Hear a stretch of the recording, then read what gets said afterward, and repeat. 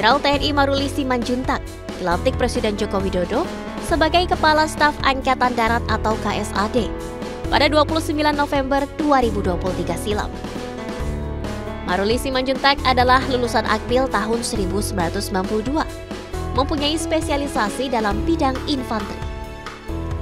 Sepanjang berkarir di militer, Maruli menduduki sejumlah jabatan strategis di Kesatuan TNI, seperti Komandan Kopassus, Komandan Paspampres, Pangdam, hingga Pangkostrat.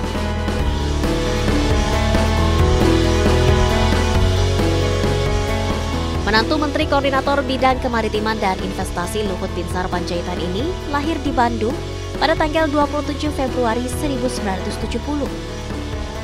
Anak ketiga dari 5 bersaudara ini menghabiskan masa mudanya di kota Bandung dan lulus dari SMAK Dago Bandung pada tahun 1988 dan masuk seleksi Akmil Magelang di tahun 1989.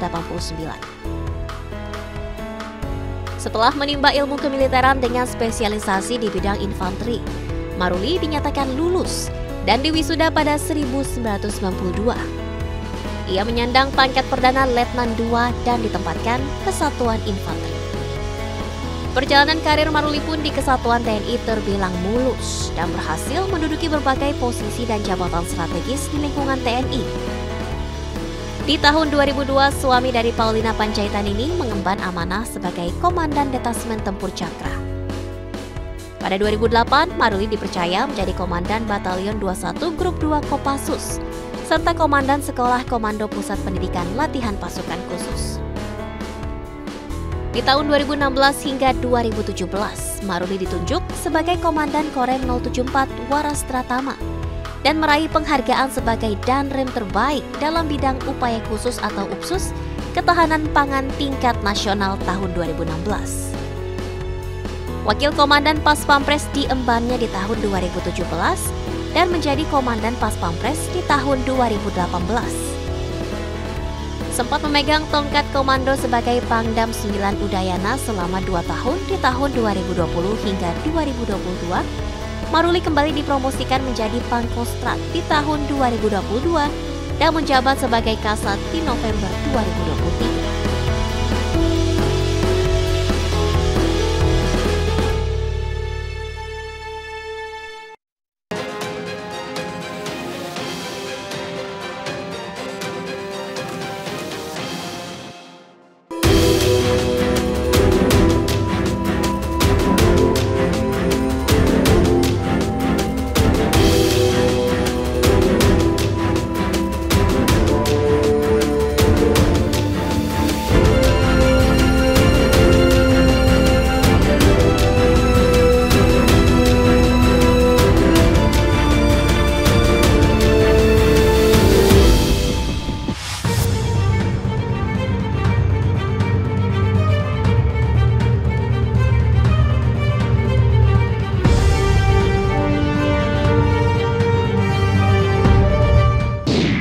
Pak Kasat, saya harus bergeser isu ini Pak Kasat, karena tantangan yang dihadapi oleh Pak Kasat dalam jabatan sebagai Kepala Staf TNI Angkatan Darat hari-hari ini tidak mudah. Kalau tadi disebutkan ancaman ketahanan pangan di tengah tantangan iklim yang saat ini memang berubah-ubah gitu ya.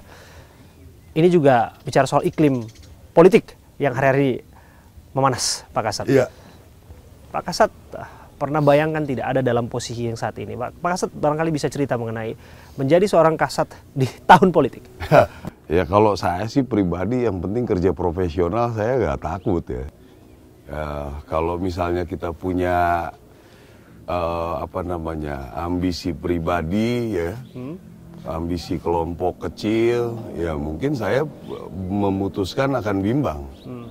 Kalau saya kan hanya ingin Angkatan Darat baik, negara ini baik. Jadi saya tidak sulit untuk mempertimbangkan segala halnya gitu. Ya, saya nggak punya ambisi apa-apa lagi sudah. Ya. Dan saya juga sangat bersyukur lah sudah jadi Kepala Staf Angkatan Darat. Mau cari apa lagi kan? Dulu aja nggak berani mimpi ya kan? Betul. Nah sekarang saya kalau ada menghadapi apapun ya saya menjawab ya apa. Apa tantangannya Pak Kasat? Karena hari-hari ini kan politik riang gembira itu digaungkan, tapi pada prakteknya di akar rumput, ya tetap saja ada gesekan. Ya wajar lah, saya pikir-pikir kalau secara history mungkin Amerika demokrasi juga ratusan tahun lah. Kalau kita kan hitungannya mungkin baru 20 sekian tahun, di tengah kultur, kepulauan, budaya, agama, dan lain sebagainya. Saya pikir ini proses. Sebenarnya proses melewati masa-masa seperti ini dan masih bisa kita manage dengan baik sehingga masih Indonesia aman, saya pikir udah sangat bagus kita. Udah sangat bagus. Proses aja itu. Semua proses ya? Ya, mungkin Amerika saja kalau pernah dengar tahun-tahun 60-an masih ada rasis kok. Pembantaian massal ini 60-an loh. Ya, kita di kondisi sekarang sudah sangat baik lah. Oke. Proses itu. Iya, demokrasi sudah berjalan sebagaimana mestinya. Iya. Tapi bicara soal gesekan di akar rumput, Pak Kasat, ya belum lama ini kan terjadi gesekan antara prajurit dengan relawan di Boyolali, Pak Kasat, dan sudah ditindak kalau saya tidak salah ada 6 oknum prajurit diduga disangka menganiaya relawan. Pak Kasat bisa kasih penjelasan tidak mengenai ini? Ya, saya kan ngerti lah di lapangan bagaimana anak-anak muda gitu, karena perjalanan panjang saya itu juga letnan itu di batalion di kampung-kampung segala macam. Jadi saya sudah sampaikan kemarin bahwa kejadian-kejadian seperti ini dilihatlah prosesnya, janganlah dilihat di situ saja. Dan juga anak-anak muda itu ya emosi-emosi lah. Saya juga ngerti lah anak-anak motor. Saya tahu anak-anak motor di Bandung zaman-zaman dulu mungkin ya kira-kira begitulah. Knalpot brong juga ngerti lah ya, knalpot bising itu. Teman-teman main saya juga anak-anak motor kalau di Bandung masih ada semua itu. Jadi ya jangan terlalu inilah. Mungkin ada beberapa orang yang ya saya juga menyadari ya pada saat itu terjadi seperti itu mungkin ada yang emosi. Merasa dia harus melindungi orang, itu hal yang wajar lah semua. Cuma saya kemarin mau memperjelas aja, udah kan nggak ada masalah juga. Kemarin kan sudah saya jelaskan, nggak ada masalah kok, nggak ada ini. Oke, bahwa sudah ditindak tegas para oknum pelaku, tapi yang masih menjadi cerita ketika kemudian Pak Kasat menyampaikan dalam satu forum bahwa diduga dalam kendali alkohol ada beberapa kelompok relawan yang dimaksud dan mengitari sampai 8 kali. Tapi apa yang disampaikan Pak Kasat justru dibantah oleh korban ataupun relawan yang bersangkutan yang mengatakan bahwa mereka tidak ada dalam kendali alkohol dan juga mereka merasa tidak memanas-manasi. Bagaimana? Ya namanya orang ya yang bicaranya itu ikut naik motor apa enggak? Yang bicaranya ikut nongkrong sama anak-anak apa enggak? Kan belum tentu mereka di situ juga. Jadi kalau dia yang dengar ceritanya duduk di tempat AC dapat laporan, sedangkan anggota saya kan jelas-jelas di situ dengan mereka, ya kan masyarakat yang bisa ditanya dengan mereka. Ya. Jadi ya saya bilang udahlah kalau dalam kondisi-kondisi seperti ini, justru kita meredam apa yang sudah terjadi itu supaya lebih tenang kita pilpres ini gitu. Bukannya malah dinyala-nyalakan supaya masyarakat akhirnya jadi sanksi terhadap penyelenggaraan. Nah, mudah-mudahan orang-orang ini hanya untuk emosi sesaat saja. Tapi kalau saya sih pikir jangan sampai nih orang-orang yang punya pemikiran memang mengacaukan gitu. Ya ternyata kan tidak. Kemarin saya sudah bikin statement, nggak ada juga jawaban. Berarti kan, mungkin sesaat. Ini juga mudah-mudahan nanti penyelesaian Boyolali kita bisa berkomunikasi, silaturahmi, itu kan adat budaya kita. Ya, apakah betul orang di penjara itu jadi kapok?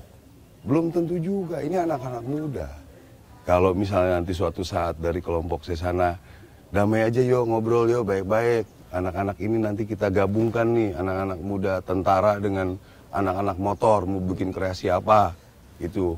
Kan bisa saja, nggak ada masalah itu di proses-proses itu. Jadi kita juga sering mendengar ada satu cara penyelesaian di kepolisian. Kalau ada pengaduan-pengaduan, ya kan, didamaikan dulu gitu loh, bukan langsung sidang gitu ya. Tapi karena kemarin situasi lagi politik ya, saya bilang udahlah biar tenang dulu. Kan sebaiknya didamaikan lah. Ya, gitu. Demi keadilan kepada korban, tidakkah kemudian memang proses hukum harus dikedepankan Masalahnya kan si orang-orang ini apakah memang menuntutmu di penjara apa enggak? Kita lihat aja. Oke. Ya, jangan nanti sekarang kalau misalnya nih keluarganya tiba-tiba datang nih ya, langsung curiga semua, apalagi intervensi lagi, pengancaman lagi. Ini kan, ini orang-orang nih ngerti di bawah apa enggak? Ngerti kultur Indonesia apa enggak? Sedangkan tadi restorasi justice-nya polisi sering didengung-dengungkan kan? Ya. Ya kan kita tidak menutup kemungkinan di daerah-daerah itu. Sekarang mereka hidup bersama nanti berapa puluh, berapa ratus tahun ke depan kan di situ. Ya, jangan orang-orang yang dari Jakarta yang ribut gitu. Nggak ngerti apa-apa itu ribut-ribut ya kan? Ya. Karena sesungguhnya ada kearifan lokal yang jangan-jangan bisa jadi solusi sebetulnya. Di mana-mana di Indonesia masalah Raya tersebut. ini. Ya kan? Oke, mengapa saya harus membahas itu, Pak Kasat? Karena publik harus diberikan kepastian. Saya yakin betul Pak Kasat pasti juga mendengar ataupun membaca narasi mengenai ketakutan publik digunakannya alat-alat negara, TNI, termasuk Polri, untuk memenangkan paslon tertentu. Melalui intimidasi, melalui pengerahan kekuatan dan lain sebagainya. Bagaimana Pak Kasat menanggapi narasi itu? Ya sebenarnya gini aja, silakan aja cari di desa mana, tanya ada nggak mereka diintervensi.